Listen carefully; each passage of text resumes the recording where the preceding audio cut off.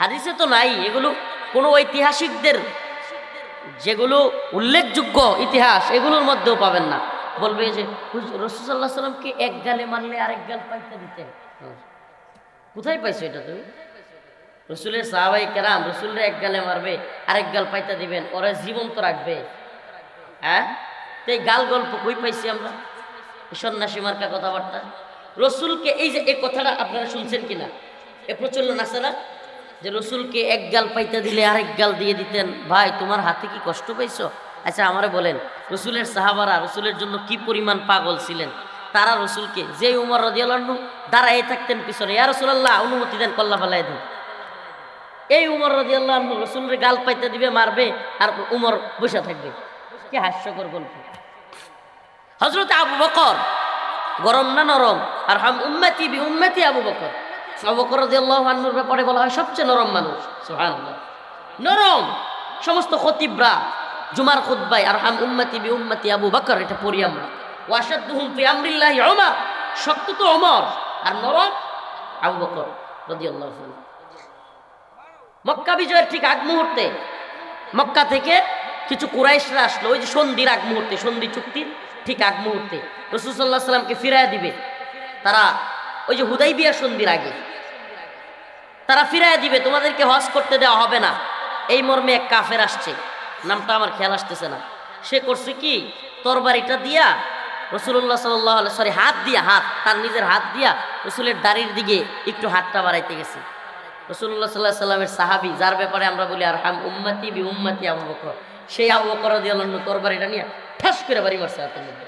তরবারির ডান্ডা দিয়া, ডান্ডা উল্টা পিঠ দিয়ে কি করছে, বাড়ি মেরে একটা সর।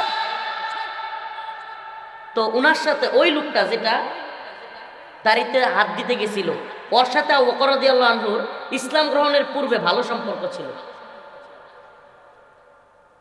তো তার বাবার নাম নিয়া ওই লোকটা আবু বকর রাদিয়াল্লাহু আনহুরে বলল যে আচ্ছা তোমাকে এত ক্ষুব্ধ করলো কোন জিনিস? তুমি মুহাম্মদ বিন আব্দুল্লাহ, হাত ধরতে গেলাম, তুমি আমাকে তরবারি দিয়ে আঘাত করলে, তোমাকে এত ক্ষুব্ধ করলো কি? কিসে তোমাকে এত ক্ষুব্ধ করলো? হযরত আবু বকর জবাব দিলেন, আরে দুশমন, রাসূল সাল্লাল্লাহু আলাইহি সাল্লামের দাড়ি কেন? রাসূল সাল্লাল্লাহু আলাইহি সাল্লামের দিকে হাত বাড়ানো তো দূরের কথা, রাসূল সাল্লাল্লাহু আলাইহি সাল্লামের একটা লুমে স্পর্শ করলেও আমরা তোর হাত উড়াইয়া দিব। সুবহানাল্লাহ, এটা ইসলাম, এটা দ্বীন। সব কিছু আমরা মানি, কিন্তু রসুলকে আঘাত করা এটা মানতে পারি? এটা দ্বীনের অংশ। রাসূল সাল্লাল্লাহু আলাইহি সাল্লাম বলেছেন, মান সাব্বা নাবিয়ান ফাকতুলু, যে রসুলকে গালি দেয় তার শাস্তি একটাই, ওয়াজিবুল কতল। মান সাব্বা নাবিয়ান ফাকতুলু। কোনো রাজনীতি নাই, কূটনীতি নাই, বহির্বিশ্ব কি বললো এগুলো দেখবার টাইম নাই। রসুলকে কটূক্তি করেছে, ব্যঙ্গচিত্র বানিয়েছে, তার শাস্তি একটাই, তার দর থেকে কল্লা আলাদা হয়ে যাবে। এটা ইসলাম, এটা ঈমান। অথচ নির্লজ্জ নেত্রীর নির্লজ্জ কর্মীরা, ম্যাক্রোর মতো বদমাইশ, গোটা পৃথিবীর সবচাইতে বর্তমান পৃথিবীতে অন্যতম কুখ্যাত সাতেম এমানুয়েল ম্যাক্রো, যে কিনা আমার আপনার পয়গম্বর সরদারে দো আলমের পেটের ছবি বিকৃত কইরা তার ফ্রান্সের বড় বড় শহরগুলোর দেয়ালের মধ্যে বড় বড় আপনার প্রজেক্টর টানাইয়া রাসূল সাল্লাল্লাহু আলাইহি সাল্লামের পেটকে বিকৃত করেছে। আর এই মহিলা, আল্লাহ পাক যে জালিম থেকে আমাদেরকে কিছুদিন আগে রক্ষা করলেন, এই মহিলা সেই ম্যাক্রোর গালে পর্যন্ত চুমু খেয়েছে। কি এটা কি সত্য না মিথ্যা? সেই এমানুয়েল ম্যাক্রোকে লাল গালিচা সংবর্ধনা দিয়ে বাংলাদেশে এনেছে। ম্যাক্রোর মতো এমন কুখ্যাত সাতেমকে গালে চুমু দিতে দিয়েছে। নাউজুবিল্লাহ। এগুলো দেখে অনেক মা বোনেরা আমাদের মনে করে, হ্যারি প্রধানমন্ত্রী পর্দা করে না, বিরোধী দলীয় নেত্রী হেও পর্দা করে না, তাইলে মনে হয় পর্দাটা এত বেশি জরুরি না। শেখ হাসিনা পর্দা করে না, কিংবা বেগম খালেদা জিয়া পর্দা করে না, এই জন্য আল্লাহর বিধান পর্দা কি মাপ হয়ে গেছে গা? দিন বুঝতে হবে। মৌলবী ইসলামেরা মৌলবী লইতো না, সুযোগ বুঝা যুগ বুঝা খুব, যেই দল যখন আয়ে খালি ছাতা ওই দিক থেকে, বৃষ্টি যে দিক থেকে, এগুলো হলো দরবারি মৌলবী। আমরা দরবারি মৌলবী না, দরবারি মোল্লা হইলে চলতো না।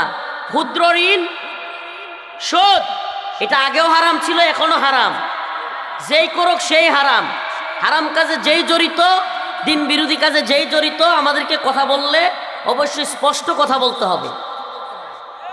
এই যে এমানুয়েল মকরুরে যে কাজটা করছে, আমারে বলেন রসুলের পেট বিকৃতি করে। আরে কোন রসুল? মায়া কি লাগে না? मैदान महशर में नबी ने फरमाया जब जहन्नम आएगी और एक चीख मारेगी, जहन्नम के যখন আল্লাহ পাক হাজির করবে, একটা বিকট আওয়াজ জাহান্নাম মারবে, এমন এক বিকট আওয়াজ দিবে প্রত্যেকেই। আমি দাঁড়ায় থেকে একটু দেখাইলে বুঝতেন। দাঁড়ানো অবস্থা থেকে হুট করে সমস্ত মানুষ একসাথে পড়ে যাবে, ধাপ করে পড়ে গিয়া হাঁটু গাইরা দিবে। হাঁটু গাইরা দিয়ে উপরের দিকে তাকায় বলতে থাকবে, ইয়া রব নফসি নফস, ইয়া আল্লাহ মেরি জান মেরি জান, আল্লাহ আমারে বাঁচাও আমারে বাঁচাও, ইয়া আল্লাহ আমারে বাঁচাও। মা তার সন্তানকে বলে যাবে, সন্তান মাকে বলে যাবে, বাবা ছেলেকে বলে যাবে, ছেলে বাবাকে বলে যাবে, স্বামী স্ত্রীকে বলে যাবে, স্ত্রী স্বামীকে বলে যাবে, ভাই ভাইকে বলে যাবে, বোন ভাইকে বলে যাবে। কেউ কারো কথা মনে থাকবে না। জাহান্নামের এক চিৎকারের ভয়ে একেবারে হাঁটুটা নিচে গাইরা দিয়া চিল্লায়া বলতে দেখবে, ইয়া রব নফসি নফসি। শুধু সাধারণ মানুষ না, সাধারণ মানুষ নফসি নফসি বলবে তা নয়। ওলি আউলিয়া গাউস কুতুব পীর মাশায়েখ বক্তা মুফতি শেখুল হাদিস সব একত্রে বলতে থাকবে, ইয়া রব নফসি নফসি, আল্লাহ মেরি জান, আল্লাহ আমারে বাঁচাও আমারে বাঁচাও। বাপের দরকার নাই, মার দরকার নাই, সন্তানের দরকার নাই, সবাইকে বলে যাবে, ইয়া আল্লাহ আমারে বাঁচাও আমারে বাঁচাও বলতে থাকবে। শুধুমাত্র ওলি গাউস কুতুব না, তাবেঈ সাহাবী নবী আলাইহিস সালামরা পর্যন্ত, আদম আলাইহিস সালাম নফসি নফসি, নূহ আলাইহিস সালাম নফসি নফসি, ইব্রাহিম আলাইহিস সালাম নফসি নফসি, আল্লাহ আমারে বাঁচাও আমারে বাঁচাও। ঈসা, মূসা, লূত, শীস, দাউদ, ইসহাক, ইলিয়াস, ইব্রাহিম, সকল আম্বিয়া আলাইহিস সালাম ইয়া রব নফসি নফসি নফসি। হঠাৎ করে এক কোণ থেকে আওয়াজ আসবে, ইয়া রব উম্মতি উম্মতি উম্মতি, ইয়া আল্লাহ আমার উম্মত রে বাঁচাও। সব মানুষ পেরেশান। এটা কে? জাহান্নাম আইসা পড়ছে, কি বিকট শব্দ করলো। সব মানুষ আল্লাহ আমারে বাঁচাও নফসি নফসি। এ কোন লোক যে বলতেছে উম্মতি উম্মতি? সবাই তাকায় দেখবে, এত মুহাম্মদুর রাসূলুল্লাহ সাল্লাল্লাহু আলাইহি ওয়াসাল্লাম। সেই নবীর পেট বিকৃতি করে এমানুয়েল ম্যাক্রো পেট বিকৃতি করে আমার রসুলের তার ভবনগুলোর দেয়ালে দেয়ালে টানায়া মানুষকে দেখার সুযোগ করে দিছে, আমার রসুলকে বিকৃত করে। আর সেই মহিলা যাকে তাহাজ্জুদ তার কোরআনের গল্প শোনায়, যারা বলে আমাদের কষ্টটা এরা বুঝবে না, এই মহিলা রসুল বিরোধী এই সাতেমকে পৃথিবীর সবচাইতে কুখ্যাত সাতেমের সাথে চুমাচুমি পর্যন্ত করেছে। আমাকে বলেন, আমার রসুলকে এত বড় কষ্ট দেওয়ার পরে কোনো মুমিনের অন্তরে কি তাদের প্রতি ভালোবাসা থাকতে পারে? রাসূল কি কষ্ট পায় নাই? এটা মুসলিম রাষ্ট্রের রাষ্ট্রপ্রধান। আমার রাসূলকে যে ব্যক্তি কটূক্তি করেছে, ব্যঙ্গচিত্র বানিয়েছে, সে কিনা তার সাথে লাল গালিচা সংবর্ধনা দেয়, তাকে খাওয়ায়, তাকে নিয়ে ঘুরে, তার সাথে চুমাচুমি করে। এই কাজগুলো আমি বিশ্বাস করেন কারাগারে থাকতে যে দুইটা কাজে সবচাইতে বেশি কষ্ট পাইছি। আমরা বাহিরে থাকলে মেট্রোরে এইভাবে আনতো, আবার সংবর্ধনা দিত, হয় মারা যাইতাম, নাইলে মেট্রোরে আনতে পারতো না। বাইচা থাকতাম আর মেট্রোরে এইভাবে আনতো, অসম্ভব। যে কষ্ট অন্তরে ওই দিন পাইছি, পত্রিকা তো পড়তাম, দেখতাম, হায় রে নির্লজ্জ নেত্রী। এখনো এদের প্রতি মানুষ বলবে, হুজুর আপনারা প্রোগ্রামগুলোতে রাজনৈতিক কথা বলেন। ভাই, এটা রাজনৈতিক কথা না রে ভাই। একটা দেশের রাষ্ট্রপ্রধান এমনভাবে রাসূল সাল্লাল্লাহু আলাইহি সাল্লামকে, কটূক্তিকারী ব্যঙ্গকারীকে এইভাবে রাজকীয় সংবর্ধনা দিবে, তার সাথে এরকম মেলামেশা করবে, এটা একটা জাতির জন্য, মুসলিমদের জন্য লজ্জা। এই লজ্জাটা যারা বুঝে না, এদের ইমানি সমস্যা আছে। এই লজ্জাটা না বুঝলে ইমানি সমস্যা আছে। তো যে কথা বলতেছিলাম ভাই, আল্লাহ রাসূল সাল্লাল্লাহু আলাইহি সাল্লাম সাধারণ ক্ষমা ঘোষণা করলেন, কিন্তু সবাইকে না, কিছু ব্যক্তিকে বাদ দিয়ে দিলেন। ওই যে মনে আছে কাব বিন আশরাফের ঘটনা বলতেছিলাম, রাসূল সাহাবায়ে কেরামকে ডাইকে নিয়ে এসে বললেন, তোমাদের মধ্যে কে আছে যে কাব ইবনে আশরাফকে হত্যা করবে? মুহাম্মদ বিন মাসলামা দাঁড়ায়া গেলেন, দাঁড়ায়া বললেন, ইয়া রাসূলুল্লাহ তুহিব্বু আন তাকতুলাহু, আপনি কি পছন্দ করেন আমি তাকে হত্যা করে ফেলবো? রাসূল বলেন, হ্যাঁ না অবশ্যই। সুবহানাল্লাহ, একজনকে হত্যা করবে রাসূল কি খুশি। কেন? ওই মুহাম্মদ, ওই কাব বিন আশরাফ, সে নর্তকী ভাড়া কইরা, নাউজুবিল্লাহ, রাসূলকে কটূক্তি করাইতো, ব্যঙ্গচিত্র বানাইতো, বিভিন্ন ধরনের কবিতা আবৃত্তি করাইতো রাসূলকে কটূক্তি করে। রাসূল সাল্লাল্লাহু আলাইহি সাল্লাম মুহাম্মদ বিন মাসলামাকে বললেন তাকে হত্যা করার জন্য। মুহাম্মদ বিন মাসলামা বললেন, ইয়া রাসূলুল্লাহ আমার একটু অনুমতি দেন, আমি ওর সাথে একটু গাল গল্প করব। গাল গল্প বুঝেন না, মানে ওর সাথে একটু খাতির লাগামো আর কি, হাসামিসা কইয়া। এতে করে বোঝা যায় ইসলামের জন্য রাজনৈতিক কৌশল হিসেবে মাঝে মাঝে আশ্রয় নেওয়া যায়, কৌশল অবলম্বন করা যায়। কাব বিন আশরাফের কাছে গিয়া মুহাম্মদ বিন মাসলামা কয়, আরে আর বলিও না, আমরা আছি বিপদে। কাব বিন আশরাফ কি হইছে? আরে মুহাম্মদ যেই পরিমাণে যাকাত আর এটা আমাদের উপরে জারি করছে, আমরা বিপদেই পড়ে গেছি। হ্যাঁ, কাব বিন আশরাফ খুব খুশি। হ্যাঁ, আগে কইছিলাম না তোমরা যে বিপদে পড়বা, হের কথা মাইন না, মানে এই যে খাতিরটা লাগাইছে আর কি। তো এখন কাব বিন আশরাফের কাছে মুহাম্মদ বিন মাসলামা বলল, তো আমরা তো বিপদে পড়েই গেছি গিয়া, তুমি আমাদেরকে কিছু হেল্প করো, সহযোগিতা করো, আমাদেরকে কিছু খাদ্য সামগ্রী দাও, আমাদের ঘরে এখন খাবার নাই। তো আমি খাদ্য সামগ্রী দিতে পারি। কাব বিন আশরাফ মোটা তাজা বিশাল দেহের অধিকারী ছিলেন। কাব বিন আশরাফ বিশাল দেহের, মোটা তাজা একেবারে, মক্কার তৎকালীন সময়ে বিশাল বড় সড় একটা লোক ছিলেন, তার মতো কেউ ছিল না। তারে 5-7 জনেও ফেলানোর মতো অবস্থা ছিল না, এমন শরীর, দানব। তো কাব বিন আশরাফ কয়, আমি যে তোমারে জিনিস দিমু, আমারে কি দিবা? তোমার বউরে আমার কাছে বন্ধক রাখো।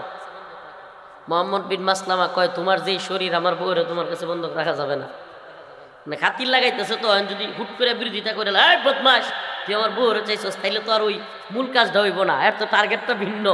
সুবহানাল্লাহ, দেখেন রসুলের সাহাবী কি করে, রসুলের সাহাবী কি করেন। মুহাম্মদ বিন মাসলামা তারে বুদ্ধি দিলেন যে না, আমি এটা রাখতে পারবো না। কথাইলে কি দিবা? এটা কিছু তো দিতে হইব। আমি আমার অস্ত্র, আমি আমার এই যে যা আছে ডাল তলোয়ার, এগুলো সব জমা রাখতে পারবো। আচ্ছা ঠিক আছে, সব ডাল তলোয়ার জমা রাখলেন। রাইখা মুহাম্মদ বিন মাসলামা চলে গেলেন, বলে আমি আবারও আসবো জিনিসপত্র নেওয়ার জন্য। আবারও আসছেন, আরো 2-1 জনকে সাথে নিয়ে আসছেন। সাথে নিয়ে আইসা ওনাদেরকে বইলা দিছেন আগে থেকে সিস্টেমটা কি হবে। মুহাম্মদ বিন মাসলামা ওই 2 জনকে শিখাইয়া দিছেন যে কেমনে কেমনে তারা কাবু করা যাবে।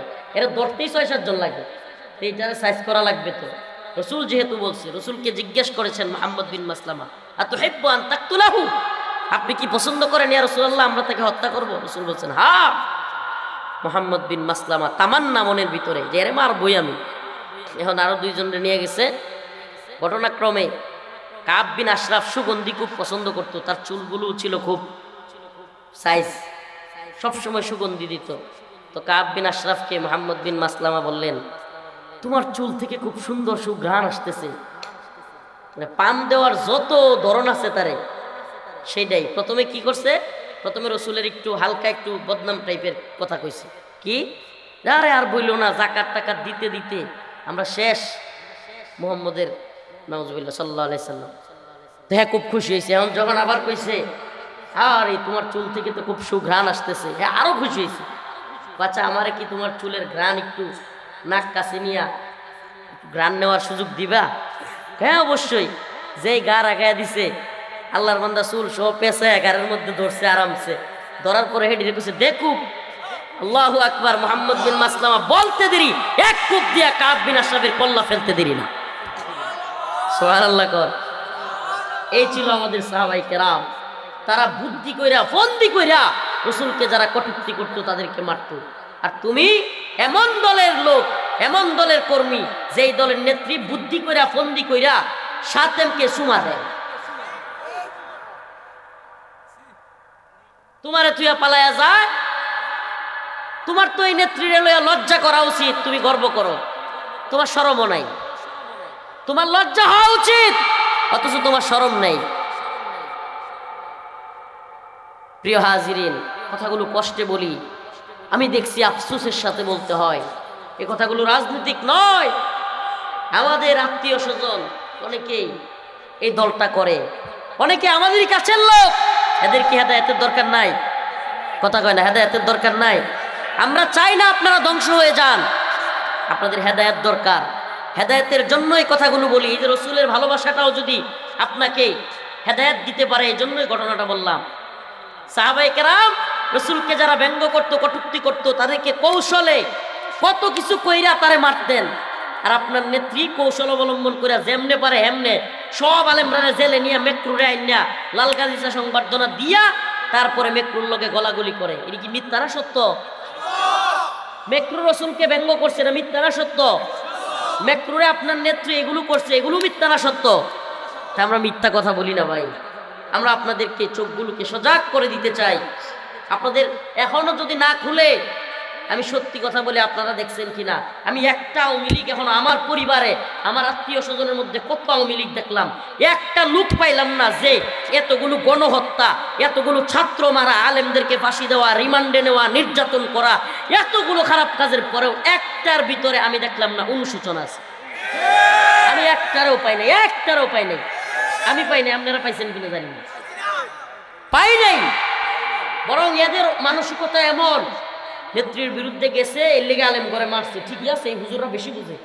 এদের অবস্থা এমন, আলেমদের গলায় ধরছে, আলেমদের দাড়ি ধরে টানছে, মসজিদে গিয়ে গুলি করছে, দেশের সর্বজন সত্ত্বেও আলেমদেরকে হত্যা করে কারাগার থেকে বের করছে, শত শত আলেমকে জেলে নিছে, রিমান্ডে নিছে, ফাঁসিতে ঝুলাইছে, এদেশের ছোট ছোট ছাত্রদেরকে হেলিকপ্টার থেকে গুলি করে মারছে, কত ছাত্রদেরকে রাস্তায় শুয়ায় দিছে, কত মাদ্রাসার তালিবুল ইলমদেরকে মেরে ফেলছে।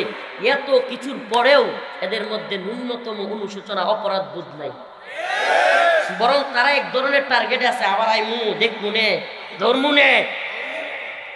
হ্যাঁ, এজন্য বলি আমাদের মনে অনেক কষ্ট আছে, কষ্ট, বুক ফাটা কষ্ট, যে কষ্ট বিগত সরকার এই জাতিকে দিয়ে গেছে। ভুলে যাবেন না, ভুলে যায় না। বাঙালি খুব হুজুগে মাতাল, এরা হুট করে সব ভুলে যায়, এটা একটা সমস্যা আমাদের। বাঙালির ভুলতে বেশি দিন লাগে না। বাঙালি আমাদের এক সমস্যা, এটা রাজনৈতিক বয়ান নয়, এটা আমাদের জাতিগত বয়ান। এই বয়ানের জরুরত অনেক বেশি। আমাদের রসুলকে যারা ভালোবাসি তারা কখনো বলতে পারবে না মেক্রোকে, এটা আপনার কষ্ট না লাগতে পারে, ওই লাল গালিচা ছিল না, এটার মধ্যে ইমানদারদের রক্ত ছিল, রক্ত। যাদের অন্তরে আল্লাহ রসুলের ভালোবাসা আছে, ওই মেক্রোকে লাল গালিচা দেওয়া নয়, ওইটা মুমিনের অন্তরে রক্তক্ষরণ ছিল, রক্তক্ষরণ। আমাদের হয়েছে কারাগারে থাইকা হয়েছে, আপনার না হইতে পারে। রাসূলের অপমানে যদি না কাঁদে তোমার মন, মুসলিম নয় মুনাফিক, তুই রাসূলের দুশমন। এটাই সত্য। বাবারে কেউ মাইরা, বাবারে কষ্ট দিয়া এমন এক লোকের লাল গালিচা দিলে আপনি সহ্য হইবনি? তেমনি বাপের চাইতে রসুলরে ভালোবাসতে পারেন না, অথচ রসুল বলেছে লা ইউমিনু আহাদুকুম হাত্তা আকুনা হাব্বা ইলাইহি মিন ওয়ালিদিহি ওয়া ওয়ালাদিহি ওয়ান নাসি আজমাইন। তোমরা ততক্ষণ খাঁটি মুমিন হতে পারবা না যতক্ষণ তোমাদের বাবা মা, সন্তান সন্ততি, পরিবার সবকিছুর চাইতে রসুলকে বেশি ভালোবাসতে না পারবা, ততক্ষণ তুমি খাঁটি ঈমানদারি না। তাহলে বাপের যদি কেউ মারে আর ওই লোকের যদি কেউ সংবর্ধনা দেয়, লাল গালিচা দেয়, তাইলে আমাকে সহ্য হইবনি? তাইলে এই যে রক্তকরণটা হবে, এইটার চাইতে বেশি রক্তকরণ হইতে হবে রসুলকে কেউ কটূক্তি করার পরে তারে যদি কেউ সম্মান করে, তাইলে বোঝা যাইব আমি ইমানদার, আমার ইমান আছে। আল্লাহ পাক বুঝার তৌফিক দান করুন। যে ঘটনা থেকে গেছিলাম মনে আছে? কত দেখি একজন শ্রোতা দেখবো আমি কোত্থেকে গেছিলাম বাবা বলেন? হ্যাঁ মাশাআল্লাহ, ইকরামা, আবু জাহেলের ছেলে ইকরামার ইসলাম কবুল। ওই যে সে ভয়ে, সাধারণ ক্ষমা ঘোষণার পরেও ভয়ে পালায়া যাইতে চাইছিল, ওখান থেকে আসছিলাম। ওই পালায়া যাওয়ার ঘটনায় ইকরামা খুব ভয় পেয়ে গেছে। কেন? রাসূল সাল্লাল্লাহু আলাইহি সাল্লামের যে সাহাবী মুআজ রাদিয়াল্লাহু আনহু হত্যা করেছে তার বাবা আবু জাহেলকে, ওই সাহাবীর হাতে গিয়া কুপতি ছিল ইকরামা। কুপ দেওয়ার পর ওই হাত কেটে গেছিল এবং ওই মুআজ রাদিয়াল্লাহু আনহু সাহাবী এক হাতে যুদ্ধ করতেছিলেন, সুবহানাল্লাহ। এক হাত ঝুলে ছিল, চামড়া শুধু, কাইটা চামড়ার সাথে, আরেক হাত দিয়ে যুদ্ধ করতেছিলেন। সুবহানাল্লাহ। হাদিসের কিতাবে আসছে এই হাতে যখন কষ্ট হইতেছিল এক পর্যায়ে হাতরে পায়ের নিচে পাড়া দিয়ে ঠাস করে টান দিয়ে ছিঁড়ে ফেলছে। সুবহানাল্লাহ। এই না সাহাবীওয়ালা ঈমান। সুবহানাল্লাহ। ছিঁড়ে গিয়া হাতগুলোর হাত একটা দইরা, যেই হাত আরেকটা অবশিষ্ট ছিল এটা ধরছেন উনি। সুবহানাল্লাহ। হাত দইরা কাফেররার দিকে ছুঁড়া মাইরা কয় কি, কয় এক হাত কেন, পারলে সব নিয়ে যা, তবুও রাসূলকে একটা টুকা দিতেও দিব না। সুবহানাল্লাহ। ওই ঘটনার দিকে যাইতে চাই না। রাসূলের ভালোবাসা কয়টা বর্ণনা করবো সাহাবায়ে কেরাম। কারণ আমাদের নমুনা কি, আবারও বলি, আমাদের নমুনা কি, রসুলকে যারা কটূক্তি করে ব্যঙ্গ করে তাদেরকে আমরা লাল গালিচা সংবর্ধনার পক্ষে। নাউজুবিল্লাহ। এটা ইমানের বিপরীত, এটা মনে রাখবেন। বুঝবেন না মুমিনের ইমান চলে যায় কি কি কারণে। রসুলকে অপমানের পক্ষে থাকলে ইমান থাকে না। রসুলকে অপমানের পক্ষে কেমনে? মেট্রোর পক্ষে আপনি গেলেন মানে আপনি রসুলকে অপমানের পক্ষে গেলেন। আমি মনে হয় বুঝাইতে পারিনি। আপনার বাপের একজন মারছে, আপনি হের সাথে বসে চা খাইলেও বুঝা গেল আপনার বাপের মারার পক্ষে ছিল। বাস্তবতা এটা। প্রিয় হাজিরিন, তো ইকরামা রাদিয়াল্লাহু আনহু ভয়ে ছিলেন যে যেহেতু মুআজকে আমি খুব দিছিলাম, এখন তো আর মক্কা যেহেতু বিজয় হয়ে গেছে গা, এখন সব মুসলমানরা দখলে, আমগরে তো আর রাখবো না। ইথিওপিয়া পালায়া যাওয়ার প্ল্যান করছে। কোথায়? ইথিওপিয়া। তো ইথিওপিয়া যখন পালায়া যাবে, জাহাজে উঠছে পালায়া যাওয়ার জন্য। জাহাজ এক বিরাট হঠাৎ করে ঝড় বৃষ্টি তুফানের মধ্যে পড়ে গেছে। এখন জাহাজ হেলতেছে দুলতেছে, ভয়ঙ্কর পরিস্থিতি তৈরি হয়েছে, সব যাত্রীরা ভয়ে কাঁপতেছে। এমন সময় পাইলট সবাইকে বললেন, ভাই আসেন সবাই আল্লাহ আল্লাহ করি, আল্লাহ ছাড়া এই বিপদ থেকে কেউ রক্ষা করতে পারবে না। এই মুহূর্তে ইকরামা চিল্লাম দিয়ে বলে উঠলেন, হে পাইলট, যদি এই বিপদ থেকে উদ্ধার করার, সমুদ্র থেকে উদ্ধার করার ক্ষমতা আল্লাহ রাখেন, তাইলে জমিনের মধ্যেও আমাদেরকে সবকিছু থেকে উদ্ধার করার ক্ষমতা আল্লাহ রাখেন। অতএব আমি আজকে নিয়ত করলাম, যদি আমি এই সমুদ্রের বিপদ থেকে বাইচা যাই, আমি মুহাম্মদের কাছে গিয়া সাল্লাল্লাহু আলাইহি সাল্লাম, মুহাম্মদুর রাসূলুল্লাহর হাতে হাত রেখে মুসলমান হয়ে যাব। আবু জাহেলের ছেলে, সুবহানাল্লাহ, কুখ্যাত আবু জাহেল, অনেকে হয়তো জানেই না, তার ছেলে সাহাবী। তার ছেলে কি? সুবহানাল্লাহ। এটা ইসলাম, এটাই ইসলাম। সুবহানাল্লাহ। আপনি কে আমার দেখবার টাইম নাই। আপনি রসুলের বিরুদ্ধে গেছেন, আমার বাপ হইলো আমি আপনার চিনি না, এটার নাম ঈমান। আপনি আমার রসুলের বিরুদ্ধে, ইসলামের আল্লাহর বিরুদ্ধে গেছেন, আপনি আমার মা হইতে পারেন, আপন ভাই হইতে পারেন, আমি আপনাকে চিনি না। হযরত আবু বকর রাদিয়াল্লাহু আনহু বদর যুদ্ধের ময়দানে ফাইট হচ্ছে, ফাইট। তখন বদর যুদ্ধে অবস্থাটা এমন হয়েছিল, মানে অল্প তো মুসলমান হয়েছে মাত্র, সব তো কাফের। এখন যুদ্ধ লাগছে পরে, হাই হাই কি সর্বনাশ, ভাই ভাইয়ের বিরুদ্ধে যুদ্ধ, বাপ পোলার বিরুদ্ধে যুদ্ধ, চাচার বিরুদ্ধে ভাতিজার যুদ্ধ, মানে এমন হয়ে গেছে। কারণ কি? কারণ কেউ মুসলমান হয়েছে, অনেকে তো হয় নাই। এমন যুদ্ধ, হঠাৎ করে আবু বকর রাদিয়াল্লাহু আনহুর ছেলে যুদ্ধের পরে এসে বলতেছে, বাবা তোমার আমি দেখছিলাম যুদ্ধের মধ্যে, কিন্তু তোমারে মারি নাই। কই বাবা তুই আমারে মারস নাই, পরে পাইলে আমি ছাড়তাম না। সুবহানাল্লাহ। এটা ইসলাম। তুই আল্লাহর রসুলের বিরুদ্ধে তরবারি নিয়ে গেছস, হ্যাঁ গিয়া মনে করছে যে একটু ফুটানি দেখাইবো, বাপেরে কইলে বাপ খুশি হইব।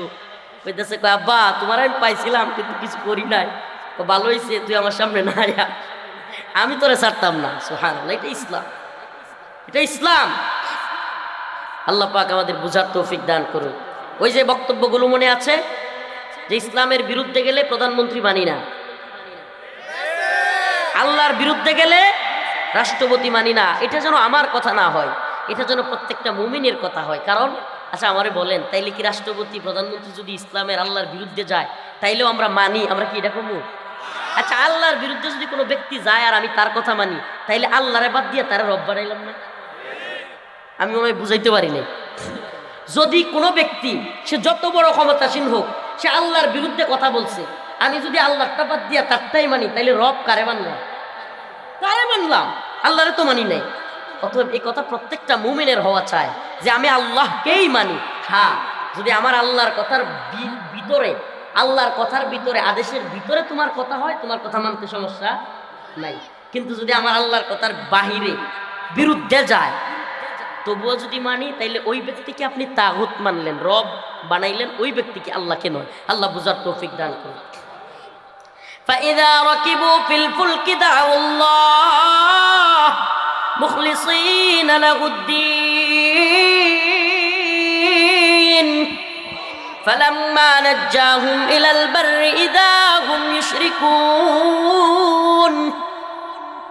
আল্লাহ রাব্বুল আলামিন বলেন, এমন কিছু লোক আছে ফাইদা রাকিবু ফিল ফুলক, যখন সমুদ্রের মধ্যে তারা নৌকার মধ্যে থাকে, নৌকা হেলতে দুলতে থাকে, ঝড় তুফান চলে আসে, তখন তারা সবাই দাউল্লাহ মুখলিসিন লাহুদ্দিন, তারা একনিষ্ঠতার সাথে অন্তর থেকে আল্লাহকে ডাকতে থাকে, আল্লাহ আমারে বাঁচান, আল্লাহ আমারে বাঁচান। ফালাম্মা নাজ্জাহুম ইলাল বার, কিন্তু যখন আমি তাদেরকে উদ্ধার করি, রক্ষা করি, তাদেরকে ওই বিপদ থেকে আমি বাঁচায়া তুলি, ইযা হুম ইউশরিকুন, তখনই তারা আমার বিরুদ্ধে নাফরমানি শিরিক শুরু করে দেয়। আল্লাহ বলতেছে, এটা আমাদের কথা না, সুবহানাল্লাহ। আছে না নাই? এই দুনিয়াতে খাসলতের লোক আপনি দেখবেন বিপদ থেকে বাঁচাবেন, হসপিটালে নিয়ে যাবেন, টাকা পয়সা দিবেন, অনেক সহযোগিতা করবেন, সুযোগ পাইলেই দেখবেন আপনি সোয়াল মারে। এই লোকই এত কিছু করবেন, সব কিছু করবেন, তার পাশে দাঁড়াবেন, দিন শেষে এই লোকই। এই জন্য একটা কথা বলে দিই আজকে থেকে, এটা এই থিওরিটা অ্যাপ্লাই করবেন, মনে কষ্ট থাকবে না। কাউকে কিছু করবেন আল্লাহর জন্য, কাউকে কিছু করবেন এই দুনিয়াদারদের থেকে, দুনিয়ার মানুষের থেকে কিছু পাওয়ার আশায় কিছু করিয়েন না, কষ্টই পাবেন। কেন কি পাবেন? কিছু পাওয়ার আশায়। ভাইকেও যদি দেখেন, সন্তানকেও যদি কিছু পাওয়ার আশায় বইরা তুলেন, কিছু পাবেন না, দিন শেষে কষ্ট পাবেন। এজন্য কাউকে কিছু করবেন কার জন্য? যে আল্লাহ আমার হক ছিল ছোট বাইরে দেখার, আমি দেখছি। আল্লাহ আমার হক ছিল ছোট বোনেরা দেখার, আমি দেখছি। আল্লাহ আমার হক ছিল সন্তানকে গড়ে তোলার, আমি করছি। কিন্তু এদের কাছ থেকে কিচ্ছু আশা করি না, তোমার কাছে। জীবনে কষ্ট পাইতেন না, জীবনে কষ্ট পাইতেন না। অনেক মানুষ কষ্টে দুঃখে, পরিবারের নিকটাত্মীয়ের, অনেক কাছের মানুষের কষ্টে দুঃখে হতাশায় নিমজ্জিত হইয়া পাগল হয়ে যায়। অনেক মানুষ আত্মহত্যা পর্যন্ত করে।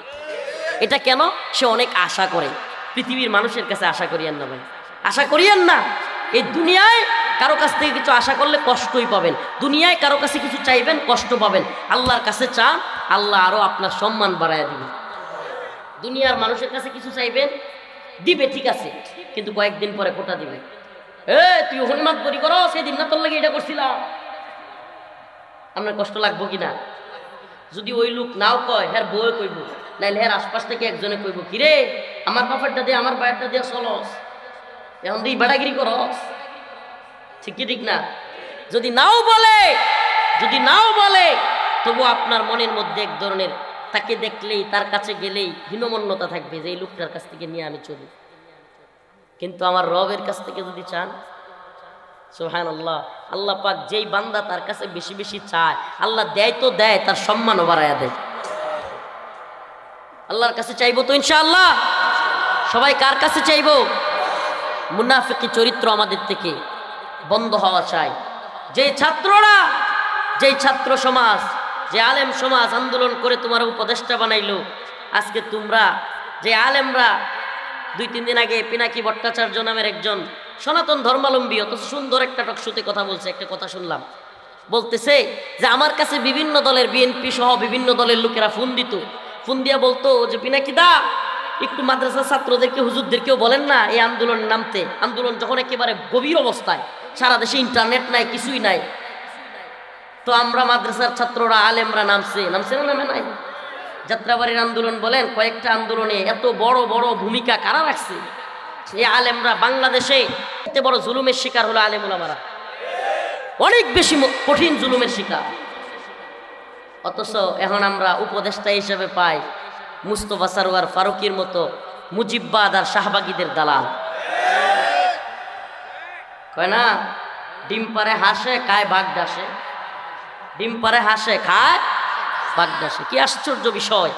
আজকে শাহবাগী আর শাহবাগীদের পক্ষে স্লোগানদারী, সমকামী এজেন্ডা বাস্তবায়নকারী, এরা হয়ে যায় উপদেষ্টা।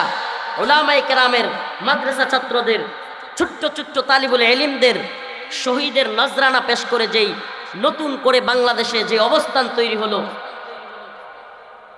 প্রকৃত স্বাধীনতা আমি বলতে চাই না। এটা কেমন স্বাধীনতা? স্বাধীনতা হতে পারে না। মুসলমানদের স্বাধীনতা তো আসবে কোরআন সুন্নাহ অনুযায়ী রাষ্ট্র ব্যবস্থা হইলে। এর আগে কোনো শান্তি, মুক্তি, কামিয়াবি, স্বাধীনতা আসবে না। এটা একটা সাইড থেকে গিয়ে আরেক দিকে ডুববে আর কি। এই মনে করেন পাকিস্তানের দালালি করছে, 71-এ পাকিস্তানের দালালি শেষ হয়েছে, ভারতের দালালি শুরু, 24-এ ভারত থেকে এখন গেছে পশ্চিমের দিকে। এগুলো এইভাবেই চলবে। তো এগুলো থেকে মুক্তির একমাত্র পথ আমাদের কোরআন সুন্নাহর দিকে যাওয়া। কোন দিকে? কোরআন সুন্নাহর দিকে। যতই দল পরিবর্তন আর নেতার পরিবর্তন হোক, বিশ্বাস করেন এই ভূখণ্ডে শান্তি, মুক্তি, কামিয়াবি আসবে না। একমাত্র কোরআন সুন্নাহর দিকে গেলেই শান্তি, মুক্তি, কামিয়াবি আসতে পারে। এজন্য আমাদের চাওয়া হলো কোরআন সুন্নাহ, আমাদের চাওয়া ইসলামী শরিয়া। কি? আরে পশ্চিমারা মৌলবাদ বলুক, জঙ্গিবাদ বলুক, জাতা বলুক, এই লেসকাটা শিয়ালদের কথা শোনা যাবে? আমরা ইসলামিক ভূখণ্ডে ইসলামী শরিয়া চাই। চাইবো তো ইনশাআল্লাহ? চাইবো তো ইনশাআল্লাহ? আরও একাধিক প্রোগ্রাম থাকায় আমি আর আপনাদের সামনে বসতে পারতেছি না। আমার জন্য খাস করে দোয়া করবেন। কয়েকদিন ধরে প্রোগ্রাম মিস করতেছি, অসুস্থ, প্রায় জায়গায় প্রোগ্রাম করতে পারতেছি না। আল্লাহ পাক আমাদেরকে যে কয়েকটা কথা বলার সুযোগ দিল, রসুলের ভালোবাসায় কয়েকটা কথা বললাম,